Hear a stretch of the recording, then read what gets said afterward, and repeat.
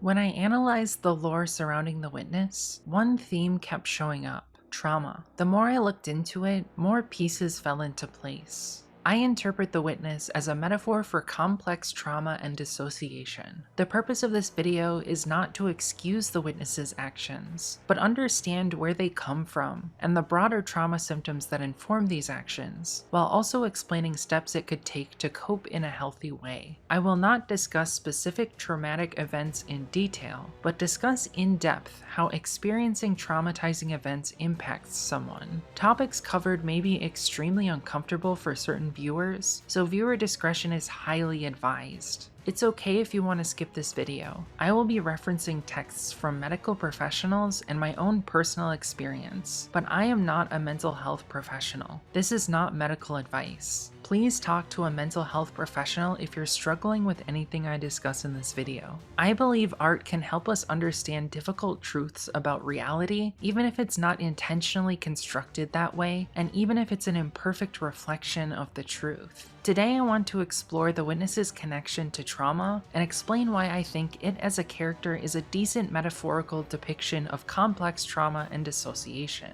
I've done a deep dive both on the philosophy and psychology of the character that might be helpful to understand this more technical and narrow analysis. It will be linked in the description. The witness has a unique existence, owed to its creation story. There once existed a society, known in the lore simply as the witness's precursors, that worshipped the traveler, calling it the gardener. They were blessed by its light for millennia, and experienced great peace and plenty using its light to build a post-death and post-scarcity society. However, they began to struggle to find purpose in their lives, increasingly wanting the gardener to speak to them and provide that meaning they craved. The gardener never spoke to them or answered their increasingly frantic requests for purpose. Studying the gardener's paracausal light, they began to realize its nature caused chaos and entropy in the universe, potentially causing destruction. The precursors began to fear the light, seeing it as uncontrolled chaos that could hurt civilizations at random and cause wanton destruction. They desired a final shape for the universe, one where there would be meaning provided for all, and where chaos would be contained, unable to hurt them. The precursors wanted a universe frozen in amber, with their preferred meaning imposed upon everyone, and where its inhabitants could not die, but also could not live, grow, and change. Seeing that their gardener didn't hold all the answers they needed, the precursors sought out the veil, the traveler's complement with power over paracausal darkness, thought, consciousness, and memory. They tried to bring the traveler and veil together so that they could wield the godlike power of light combined with darkness to change the laws of the universe to create their final shape. This was the final provocation for the traveler, who fled, not wanting to submit itself to its former disciples' final shape. Undeterred, the precursors turned to the veil, seeing it as a way to create the purpose the traveler would not provide. They used its darkness to winnow themselves into a single being that contained many consciousnesses, unified in a single purpose. A conversation with Rulk, the first person the witness cultivates as a disciple, reveals the witness's nature as many consciousnesses within a single body. Only we can help you emerge from your cocoon. We? What even are you? We are your salvation. We are your judgment. And soon we will be your witness. Rulk initially reacts with confusion, not knowing what the witness is, or understanding why it uses plural pronouns to refer to itself. The witness doesn't fully answer, instead responding with manipulative language, raising itself up compared to Rulk, deeming itself Rulk's savior and judgment. Rulk gives in and comes to serve the witness and its final shape.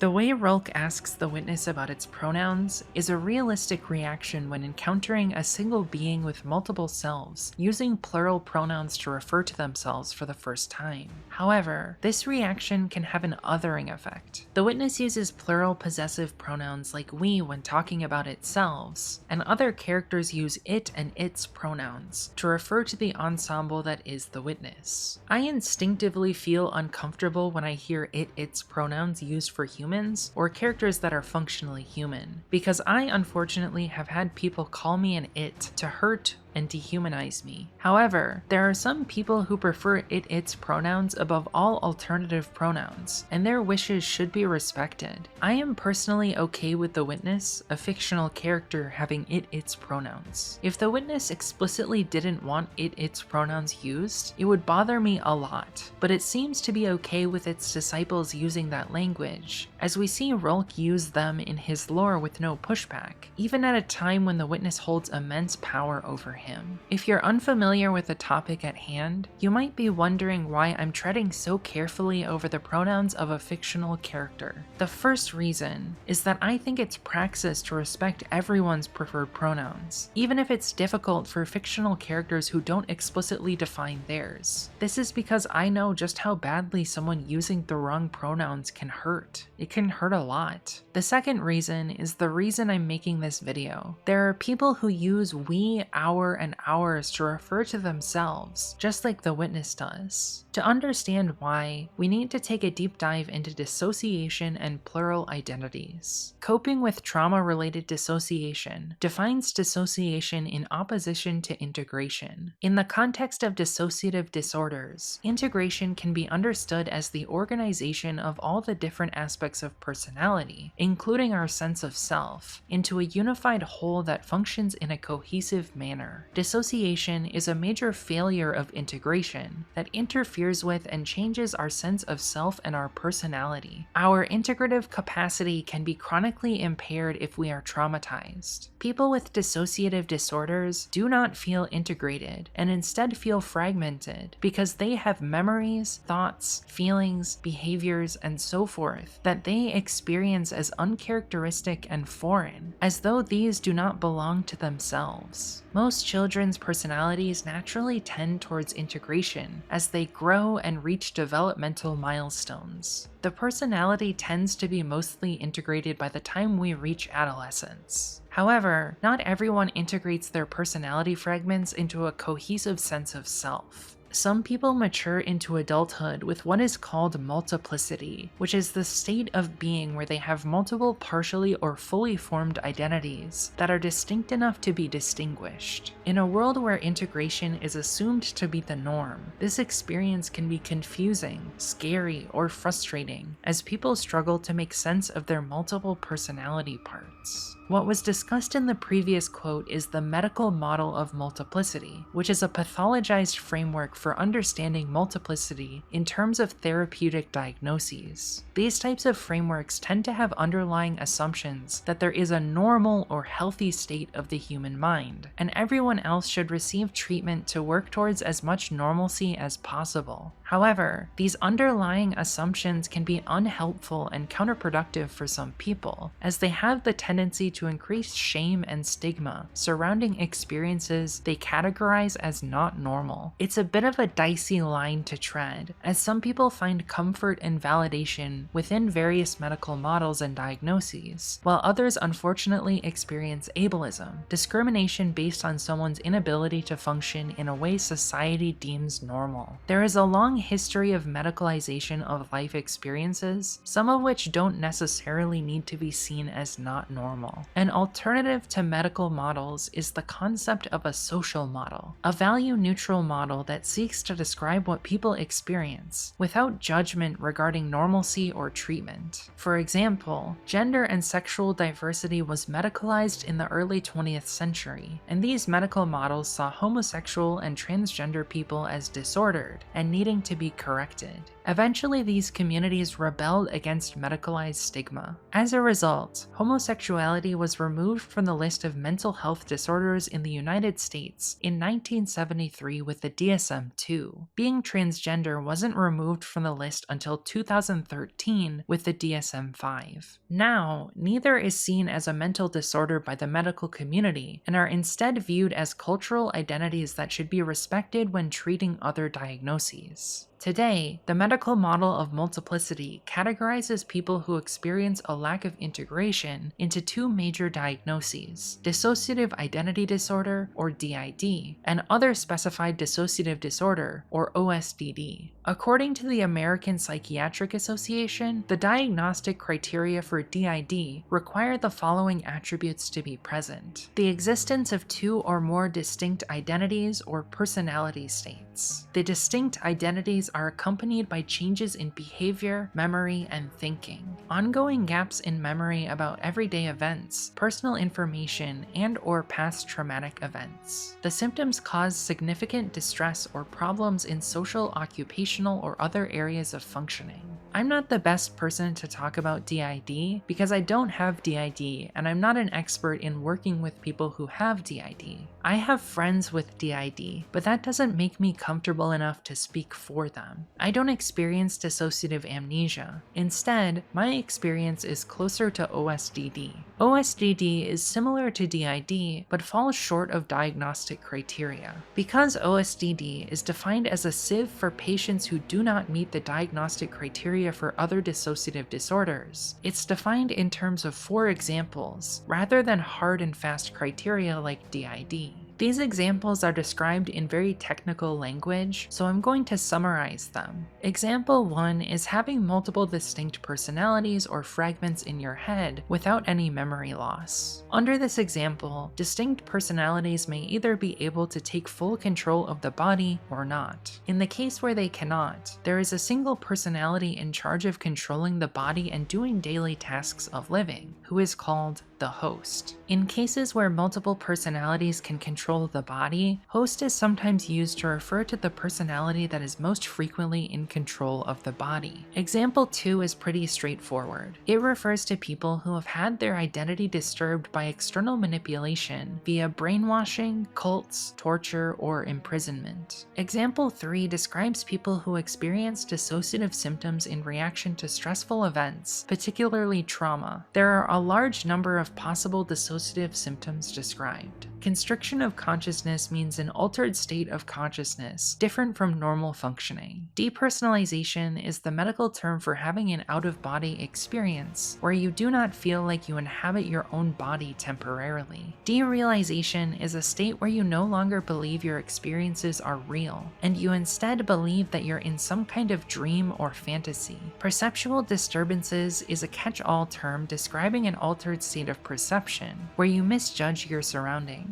Examples include experiencing a different flow of time than others around you, where time psychologically speeds up or slows down. The other example provided is macropsia, which is a condition where you perceive objects as larger than they actually are. A microamnesia is when someone loses memory for a short period of time, like a few seconds or minutes. Stupor is a state of decreased awareness of and response to things happening around you, like when you're very tired or very drunk. Transient stupor is when this happens intermittently for short periods of time. Finally, alterations of sensory motor functioning are changes in your sensory perception of your surroundings and your ability to move and control your body. To be 100% honest, I don't fully understand the difference between examples 3 and 4 because they seem to overlap a lot. My guess is that example 4 is talking about the trance-like dissociative symptoms occurring outside of stressful situations and seemingly for no reason. I regularly experience several of the symptoms laid out in example 3. I experienced the opposite of macropsia, micropsia, where you perceive objects as smaller than they are. It tends to happen when I'm trying to fall asleep, especially during childhood, and I don't know how to describe it, other than to say it feels analogous to turning your field of view way up in a video game, after experiencing it at a lower level for a while. It tends to be trippy and distressing, because I'm acutely aware it's happening and everything just feels wrong. I experience transient stupor in response to experiences that remind me of stressful or traumatic events. It's like I suddenly am very tired or drunk and can't function. Usually this passes after a few minutes to hours. It can be extremely disruptive during day-to-day life and has the tendency to freak observers out because they don't understand why I'm suddenly not functioning normally when I was fine a few minutes earlier. For me, this is accompanied by alterations in sensory motor functioning. I gradually cannot move or speak, no matter how much I try, and my body goes limp like nobody is home in my brain, even though I'm still conscious. It's like I'm trapped inside my brain and disconnected from the outside world. This is very scary and frustrating because it means I cannot adjust if I'm in an uncomfortable position. You don't truly realize how much work goes into doing something as simple as sitting upright until you completely lose motor control and fall flat on your face, unable to break your fall. My sensory perception becomes foggy. My vision becomes desaturated, slightly removing color and vibrance from the image. And my hearing becomes distorted. Everything starts to sound slightly farther away and like it's coming through a bad microphone. Eventually, if it progresses far enough, I will be unable to keep my eyes open and completely paralyzed and nonverbal. It's one of the scariest and most frustrating things I've ever experienced, as I want to move, but I just can't until it passes or someone helps coax me back into the present by stimulating my senses. I also sometimes experience trance-like dissociated symptoms with no discernible trigger, although this tends to be in periods of my life when I'm under a lot of stress or pressure. What we have been discussing is the medical model of multiplicity. There's also a social model of multiplicity called plurality. Plurality is a grassroots movement that seeks to provide people with multiplicity with an alternative means to describe their experiences than the medical model. The term for a single body with multiple personalities is system, whereas individual personalities or parts are called alters or headmates. The medical model heavily associates dissociative identities or personalities with the experience of trauma and assumes it's generally traumagenic and associated with post-traumatic stress or PTSD.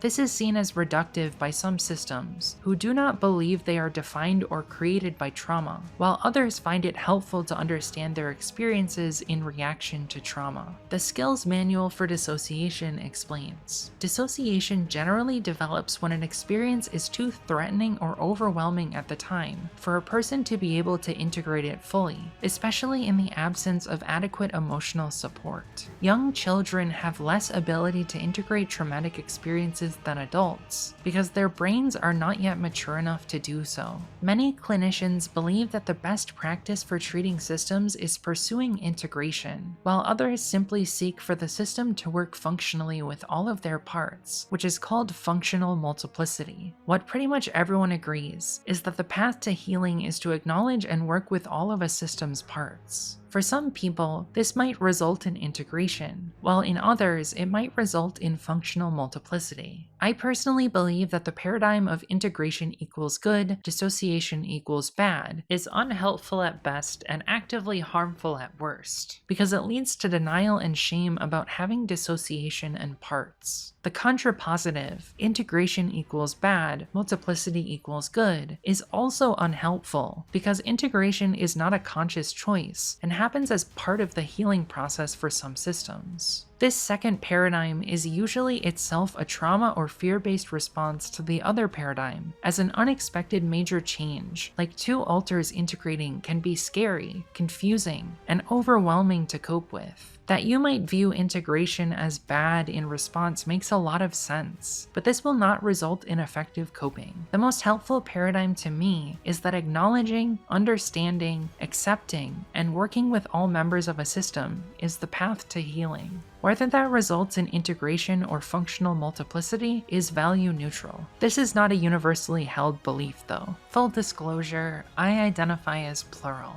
It's helped me and my headmates understand our collective experience. Prior to learning about plurality, we didn't have language to describe this aspect of our identity. Fear and shame kept us from understanding what was going on, and still are major obstacles to functioning within my system.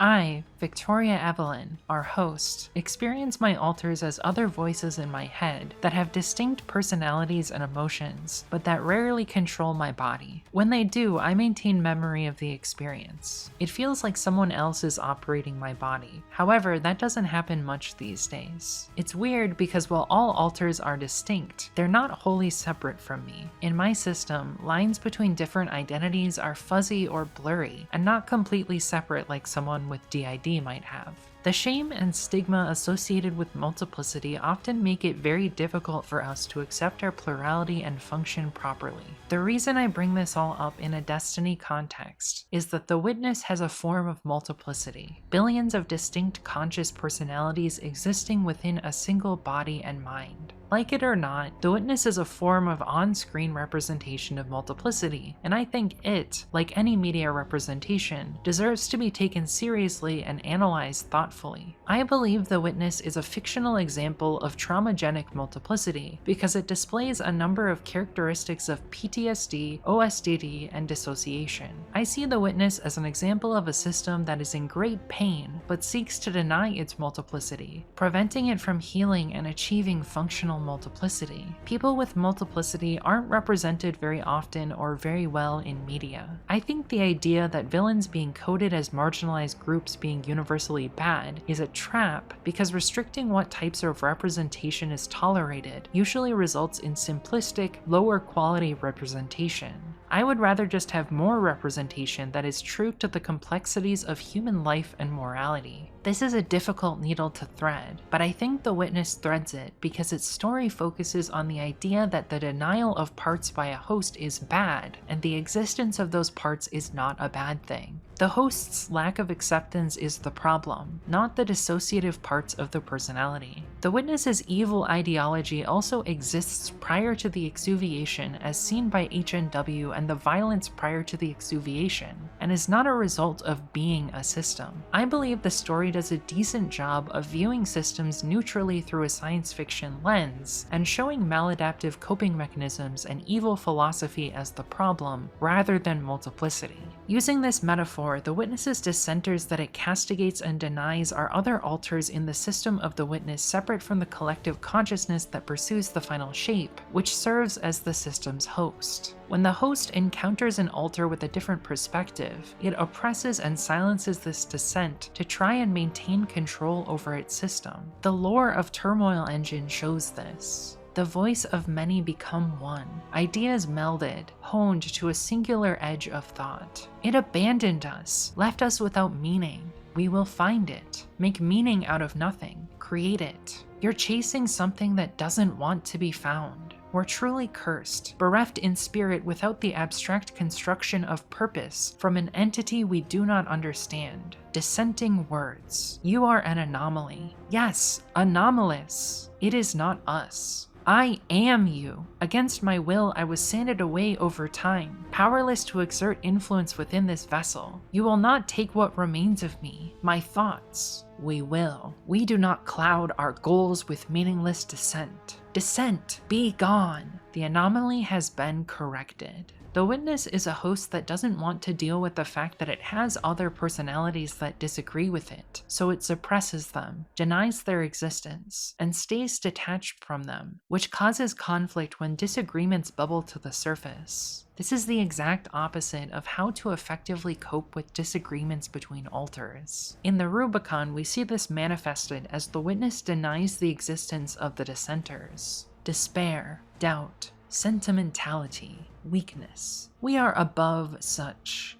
aberrations. We are the Witness. We are the first knife who cuts free the final shape. We have found the only answer to the only question. We are all that we were, are, and will ever be. We alone understand the meaning of eternity. We are perfect. We have no flaws. We will overcome this last, futile resistance. And we will do this properly, and then we will be as we always have been. We will have no dissenters, and therefore we have no dissenters now. We need more light, just a little more light. We will bend the gardener's misbegotten tools to our will. We are almost there. We reach for the final shape, and we can close our fist around it. We will prove the lie of the gardener's claim. We will refute its right to exist. We will give this universe the order it so desperately craves. We will make it right. We will save you all. The witness insists it is perfect and has no other personalities. However, this doesn't make the dissenters cease to exist. It merely makes the witness unaware of them, which allows the vanguard to take advantage of this to kill the witness. This detachment from reality is a common symptom of PTSD,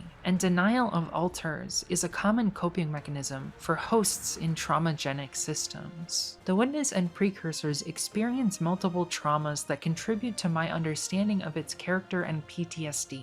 I believe there are 5 major traumas they undergo. The first is the war and destruction among the precursors. The second is the traveler's refusal to provide guidance. The third is the traveler abandoning them when they try to create the final shape.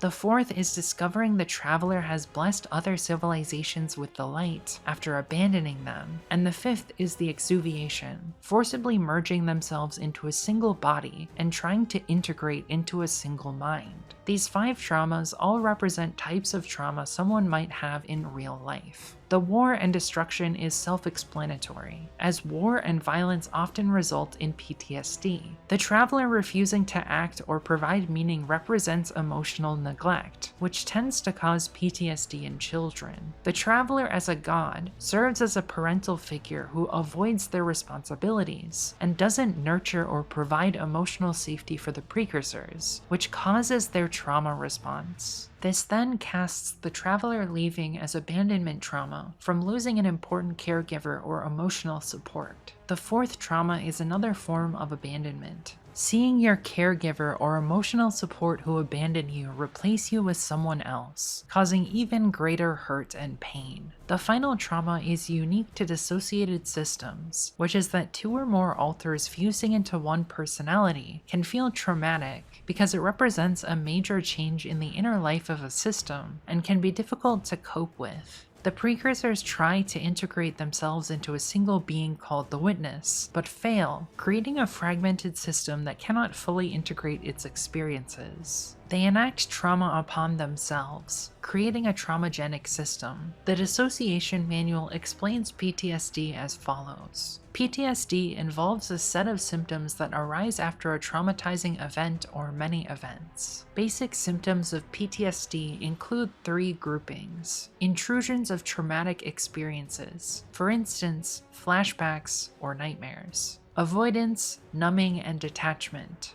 Hyperarousal, startle reflex, anxiety, fear, agitation. We can definitively say that the witness experiences avoidance, detachment, and hyperarousal. So let's unpack those. Starting with detachment, the witness has a very detached affect. They tend to be quiet and reserved until they become emotional, and then they get loud and abrasive. Senior animator Melissa Chan points this out in the Lightfall Vidoc. I feel like the Witness is so drastically different from any other antagonist that we've had in Destiny in the past. Now, a lot of our Destiny antagonists are like kind of over the top and theatrical in their own way. And then we have the Witness, who's just so reserved. It's all about control with the Witness. The Witness is usually numb and detached when it interacts with other characters on screen, except for late in the Final Shape expansion, when things start to spiral out of control, provoking hyperarousal, which makes it anxious, upset, and extremely angry. The Witness also shows a tendency to deny and avoid reality when it doesn't match its preferred narrative. After a fire team breaks the Witness's hold over the Traveler's Light in Salvation's Edge, the Witness says, "Impossible. We are in control." The Witness's purpose and existence is so thoroughly tied to its desire to rid the universe of scary chaos and impose order and meaning that it simply cannot recognize its own failure. It cannot cope with a lack of control and remains in denial. Even when it's defeated, its last words show this detachment from reality.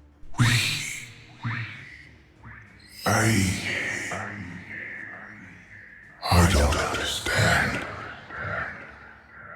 I see the last minute change from we to I as a final indication that the host of the Witness is recognizing that they don't speak for the entire system like they claim to. They only speak for themselves, the collective who wants to pursue the final shape. and denies the existence of all other alters with distinguished identities. It's ironic that the witness denies this while also using plural pronouns for itself. It's so close to accepting the reality of its system, but it's unhappy and unwilling to accept a lack of unity, thus castigating the dissenters. The extreme need for control is also a common symptom of PTSD, as people who experience trauma tend to feel deeply afraid of the world and feel a need to be in control at all times to keep themselves safe. They might empathize with the idea of a universe that is orderly and doesn't have unexpected events that will startle them or cause great fear or suffering. It's natural to want to protect yourself when you've experienced great harm, but it's impossible to fully control the world around you, and fighting against this truth can result in greater hurt or suffering. The witness doesn't seem to be able to healthily cope with a lack of control, behaving in a rigid and inflexible manner when it doesn't have control, which again is a common trauma response. In the Rubicon, we learn that the witness doesn't remember its history, displaying dissociative amnesia, a common symptom of trauma. A dissenter reflects on everything forgotten in the creation of the witness. There is something wrong with me. I should not have a me. I should be we. I should be. But there is something wrong with me, and I am not we. There are many things I remember that are not. I remember that I failed. Our witness does not remember this. We cannot remember something we are incapable of doing. That's why I am me and not we.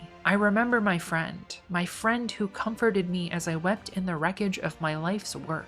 My friend who flew 1,000 light years to see me. My friend who tried in vain to break me away from the consensus. My friend who begged me to flee. My friend who I sent away with bitter recriminations. I wish I did not remember this, but I already do not remember a great deal about them. I do not wish to lose any more. My friend, are you out there still? Do you still wander the cosmos? Do you still watch the stars at night? Did you escape our witness's ruinous advance? When our witness brings the final shape into being, will you, too, be trapped in its amber? I should celebrate the thought. The final shape is perfect, unchanging, eternal. You will be as you should be forever. But I just feel sad. This denial and suppression of dissenters results in shame and sadness for those living within the witness, who remember the past and hold those traumatic memories. They are stuck in the past, continually reliving their worst experiences, which sometimes bubble to the surface when the witness encounters trauma triggers. This is a common feature of dissociated trauma. There are alters or parts who are stuck living in traumatic moments and continuously feel the emotional pain and suffering associated with them. The witness's hyperarousal usually comes in the form of anger and violent outbursts. This begins immediately after its birth in the exuviation, the dual trauma of merging previously distinct personalities and having their god abandon them. The witness journeys across the universe, seeking the traveler. They find it among a species called the Eurythmia. This encounter is described in the Rubicon. The Eurythmia received us with open arms, a generosity few species before them had shown. They offered us light-woven supplies, and sang with voices that resonated through the darkness. They shared what they had, and asked for nothing. They were still smiling when they showed us the source of their prosperity. At that time, we were naive. We yet believed that we alone had been blessed by the gardener, that we had been chosen. When the haze cleared, the gardener had fled once more, its works laid in ruins. The home we had been invited into was so much rubble, and we, our witness, stood poised over the last of the Eurythmia.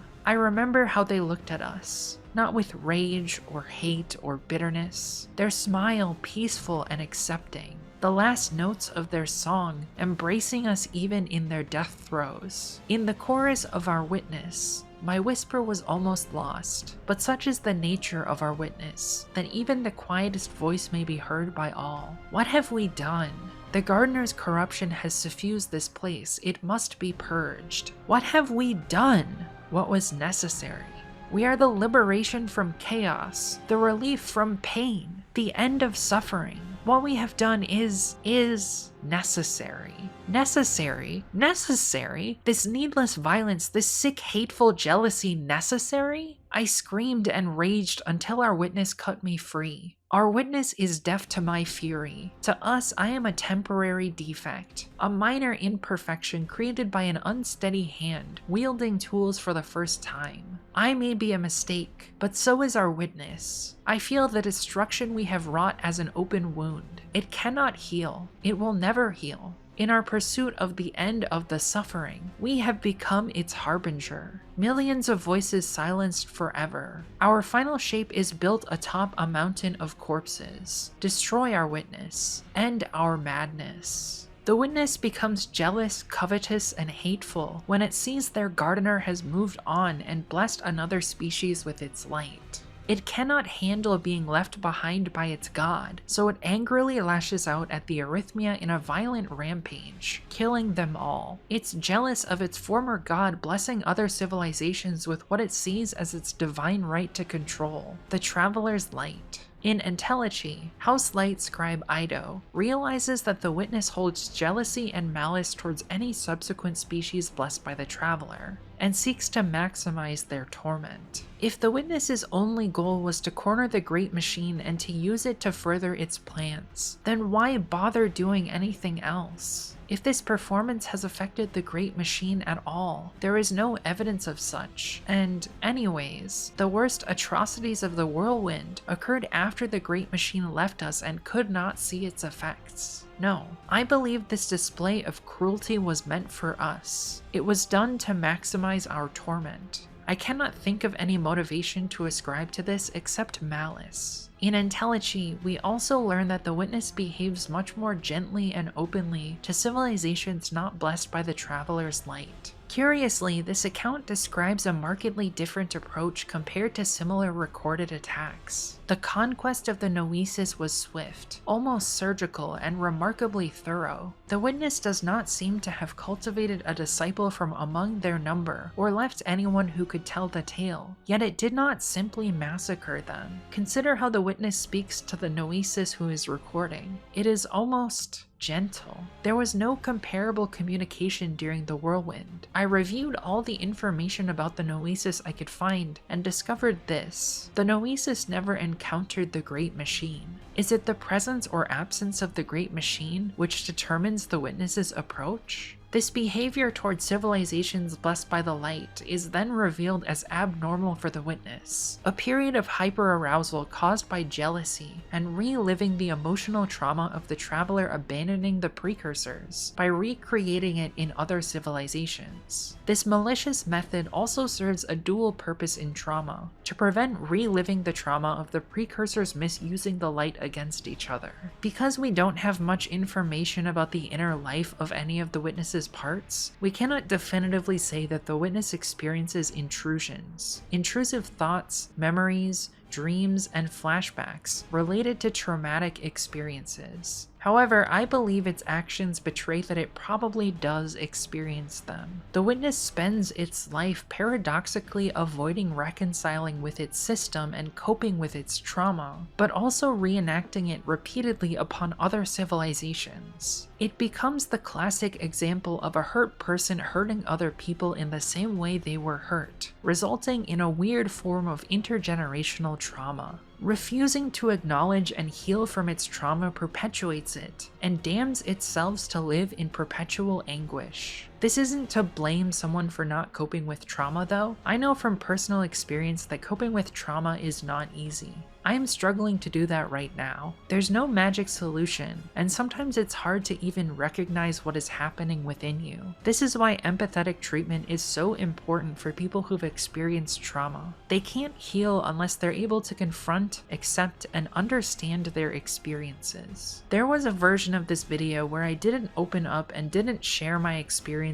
with dissociation. Radical honesty is terrifying for me. I'm guarded and measured with what I share online because I have been hurt in the past. I'm afraid to speak my full truth because in the past that vulnerability has been used to cause psychological suffering for me. This YouTube channel, creating these essays, from the beginning has been a way for me to process and heal the trauma of being hurt online. I right now am taking a risk to put something vulnerable out there and to allow people to observe it, something that is profoundly difficult when you have PTSD. PTSD is the result of a brain trying to protect itself from psychological pain but overcorrecting. It's fundamentally about keeping you safe, which is why being vulnerable is extra terrifying when you have PTSD.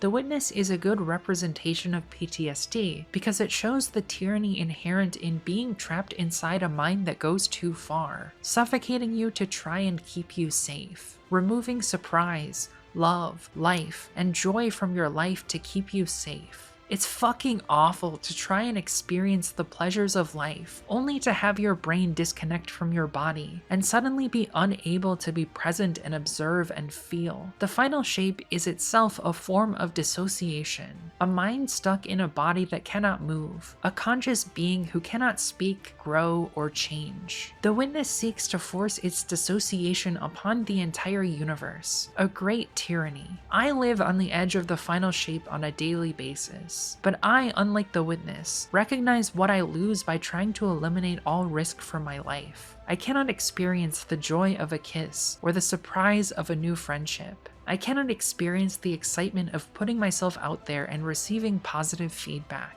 I cannot be true to myself when I dissociate. This experience is something forced upon me in reaction to trauma, a loss of agency inside my own head. That's what the final shape the Witness seeks is about, removing vulnerability at the cost of everything that makes life worth living. I'm afraid to post this video, but I'm going to do it anyway, because I think it will be good for me to practice vulnerability. I'm trying to prevent my final shape one moment at a time. Now that we reach the end of this analysis, you're probably wondering what to do with all this information. Part of the reason the Witness is so effective as a character for me is that I struggle with PTSD and dissociation on a daily basis. Plurality has also helped me better understand and feel less ashamed of my inner experiences. Seeing a character so richly portray those experiences has helped me process some of my issues and inspired me to work on myself by showing me what not to do. Not everyone who shares those identities with me will feel the same way, and I totally respect that. This is a really touchy subject for everyone involved, so I believe in being respectful, open, and empathetic about that. I am not trying to be the Witness and impose meaning upon everyone else, merely share my experience interpreting the character as a metaphor for trauma and dissociation. I hope this helped in some way, even if it's simply to make other people feel less alone.